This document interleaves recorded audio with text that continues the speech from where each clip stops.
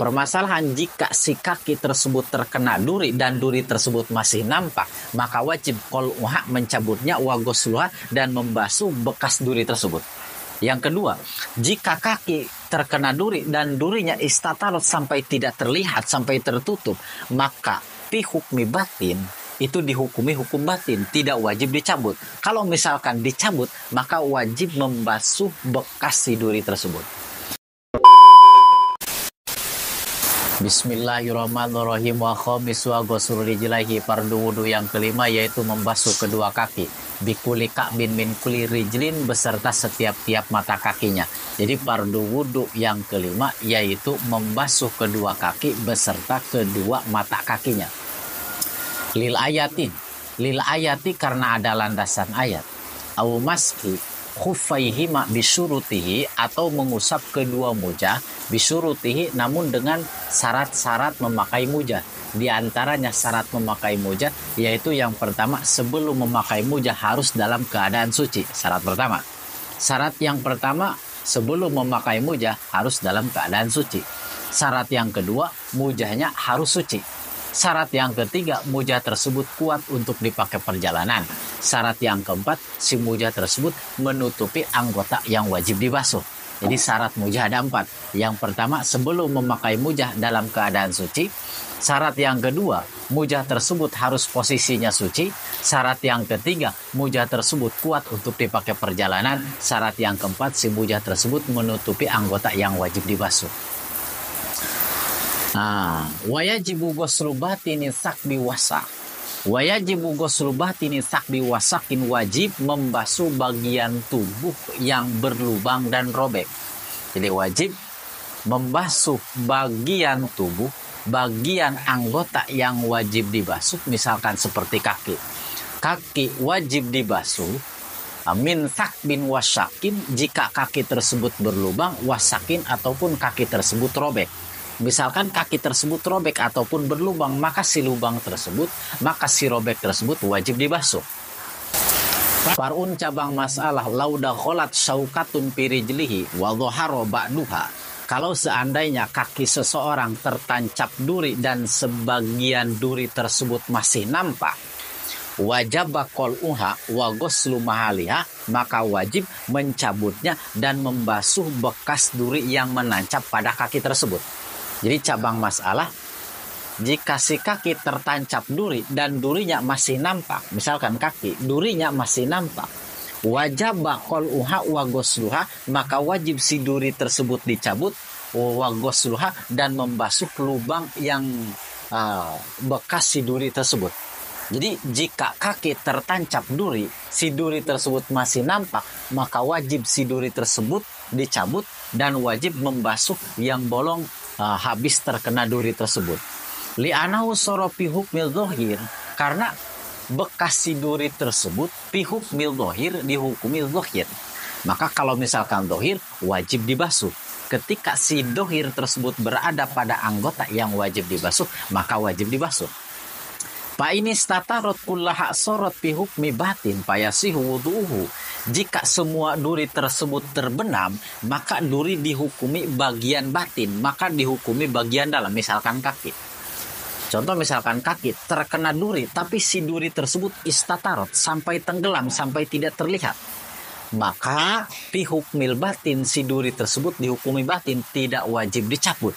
Tidak wajib dicabut. Kalau misalkan dicabut, maka si lubang tersebut wajib dibasuh. Jadi permasalahan jika si kaki tersebut terkena duri dan duri tersebut masih nampak, maka wajib qol'uha mencabutnya wa ghusluha dan membasuh bekas duri tersebut. Yang kedua, jika kaki terkena duri dan durinya istatarot sampai tidak terlihat, sampai tertutup, maka fi hukmi batin, itu dihukumi hukum batin, tidak wajib dicabut. Kalau misalkan dicabut, maka wajib membasuh bekas si duri tersebut. Walawi tanafadhu fi rijlihi au ghairihi, kalau seandainya kaki anggota lain melepuh. Kalau misalkan kaki ataupun anggota yang wajib dibasuh seperti tangan, wajah, kaki ataupun anggota-anggota yang wajib dibasuh, tanafadhu melepuh. Seperti misalkan ketika kaki kena knalpot, melepuh. Si kulit tersebut melepuh. Lam yajib ghuslu batinihi malam yatasyaqqaq, maka tidak wajib membasuh bagian dalamnya selama anggota tersebut tidak sobek. Misalkan kaki ataupun tangan terkena knalpot terus melepuh. Nah, si kulit tersebut melepuh, maka lam yajib ghuslu batinihi, tidak wajib membasuh bagian dalam yang kulit melepuh tersebut. Malam yatasyaqqaq, selama bagian dalamnya, selama si kulitnya tidak robek. Terus bagaimana jika robek? Fa in saqqa wajaba ghuslu batinihi malam yartatik, jika si kulit tersebut, si yang melepuh tersebut sobek, maka wajib untuk membasuh bagian dalamnya selama belum melekat. Jadi kan kalau misalkan si kulit tersebut melepuh, otomatis kalau melepuh, antara si kulit melepuh dan daging biasanya tidak melekat. Kalau misalkan si kulitnya robek, maka wajib membasuh batinnya. Tapi kalau misalkan melepuh tapi merekat, maka tidak wajib membasuh batinnya. Diulang. Jadi kalau misalkan anggota yang wajib dibasuh seperti misalkan muka, tangan, kaki, dan yang lainnya anggota yang wajib dibasuh. Nah, anggota yang wajib dibasuh jika melepuh, terkena benda yang panas, terkena knalpot ataupun benda yang panas, misalkan tangan terkena benda yang panas terus melepuh, maka tidak wajib membasuh batinnya. Tapi kalau misalkan robek dan si kulit tersebut tidak nempel kepada dagingnya, maka wajib membasuh dalamnya. Tapi kalau misalkan si kulit melepuh tersebut emang merekat pada daging, melepuh tapi merekat pada daging, maka tidak wajib dibasuhnya. Tanbihun, peringatan. Zakaru fil gusli anahu yufa'an batin akli sya'ri idzan aqada binafsihi. Tanbihun, peringatan. Para ulama zakaru menyebutkan fi gusli di dalam masalah mandi, anahu yufa'an batin akli sya'ri idzan aqada binafsihi. Jadi para ulama menyebutkan dalam masalah mandi, ketika mandi, bahwa anggota dalam rambut yang tersimpul diampuni jika rambut tersebut tersimpul dengan sendirinya, gimbal dengan sendirinya. Jadi menurut ulama fikih, jika si rambut tersebut gimbal dengan sendirinya, bukan dibuat-buat, gimbal dengan sendirinya, terus si air tersebut tidak bisa masuk, maka yukfa'an bati akli syari, maka menurut ulama fikih itu dimaafkan. Nah, jadi dimaafkan, tidak apa-apa jika si rambut tersebut in akoda memang gimbal bawaannya, bukan memang dibuat-buat seperti misalkan seperti penyanyi reggae ataupun yang lain. Jika dibuat-buat gimbal tidak masuk air, maka wajib dilepas. Tapi kalau misalkan gimbalnya memang bawaan, maka si gimbal tersebut ya tidak apa-apalah, dimafu. Wa ulhiqo biha ma betulia binawi tubailasin biusuli syar'i hatta mana usul ma'i ilaiha walam yumkin izalatuhu. Nah, wa ulhiqo biha, disamakan dengan si rambut yang gimbal.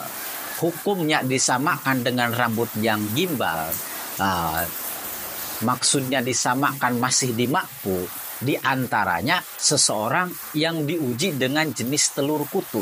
Kalau misalkan seorang tersebut kepalanya banyak telur kutu, si telur kutu tersebut sampai menutupi si kulit kepala. Sedangkan mandi harus si air tersebut nyampai ke kulit, tapi kulit tersebut terhalang oleh telur kutu. Jika kulit terhalang oleh penyakit telur kutu, walam yumkin izalatuhu, dan tidak mungkin untuk melepaskan si telur kutu tersebut, maka wa ulhiqo biha, disamakan dengan hukum rambut yang gimbal dengan sendirinya. Jadi masih dimakfu. Nah, jadi masih dimakfu. Wa qad saraha Syekh Zakaria Al-Ansor, Syekh Zakaria Al-Ansor yaitu guru kita menjelaskan bi annahu la yulhaqu biha bal alaihi atayamum, bahwa permasalahan itu tidak bisa disamakan dengan orang tersebut, harus bertayamum. Jadi menurut Syekh Zakaria Al-Ansor, jika seseorang diuji dengan penyakit penyakit telur kutu yang menempel yang sulit untuk dilepas. Menurut Syekh Zakaria Al-Ansor, permasalahan tersebut tidak bisa disamakan dengan rambut yang gimbal, dalam artian orang tersebut harus bertayamum. Lakin qala tilmidu saykhuna waladi yutajahul afalid darurah, namun muridnya yaitu Imam Ibnu Hajar, tapi menurut Imam Ibnu Hajar roja waladi yutajahu, yaitu pendapat yang diunggulkan, al-afu darurah, yaitu masih dimakfu. Menurut Imam Ibnu Hajar yang disetujui oleh para ulama, jika seseorang diuji dengan penyakit kutu, penyakit telur kutu yang menempel yang tidak bisa dilepas, maka menurut Imam Ibnu Hajar masih dimakfu, disamakan dengan rambut yang gimbal dengan sendirinya. Wasadis wa atartib wallahu a'lam bishawab.